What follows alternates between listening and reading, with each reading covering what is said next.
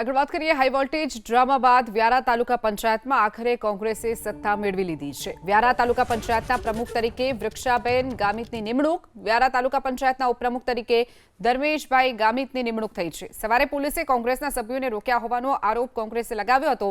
પોલીસે 3 સભ્યોને મુક્ત કર્યા બાદ ચૂંટણી યોજાઈ હતી, જેમાં કોંગ્રેસની સત્તા બની છે। વ્યારા તાલુકા પંચાયતમાં પ્રમુખ તરીકે વૃક્ષાબેન ગામિતની નિમણૂક કરાઈ છે, જ્યારે ઉપપ્રમુખ તરીકે ધર્મેશભાઈ ગામિતની નિમણૂક કરાઈ છે। વધુ વિગતો સાથે સંવાદદાતા ધવલ આપણી સાથે ફોન લાઈન પર છે। ધવલ, હાઈ વોલ્ટેજ ડ્રામા બાદ આખરે કોંગ્રેસે સત્તા મેળવી છે વ્યારા તાલુકા પંચાયતમાં। ધવલ, બિલકુલ, વ્યારા તાલુકા પંચાયતમાં હાઈ વોલ્ટેજ ડ્રામા બાદ કોંગ્રેસે સત્તા મેળવી છે।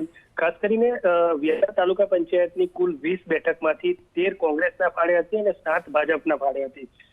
આજે વહેલી સવારની વાત કરીએ તો સુરત ગ્રામ્ય વિસ્તારમાં કોંગ્રેસના 3 સભ્યોને રોકવામાં આવ્યા હોવાના વિધાનસભા કોંગ્રેસ પક્ષના નેતા ડોક્ટર તુષાર ચૌધરીએ આક્ષેપ કર્યા હતા। બાદમાં તેઓને 3 સભ્યોને તુષાર ચૌધરી તેમની જ ગાડીમાં વ્યારા ખાતે લાવ્યા હતા। બાદમાં ઇલેક્શન યોજાયું હતું, જેમાં કોંગ્રેસના પ્રમુખ તરીકે વૃક્ષાબેન ગામિત અને ઉપપ્રમુખ તરીકે ધર્મેશભાઈ ચૌધરીની નિમણૂક કરવામાં આવી છે।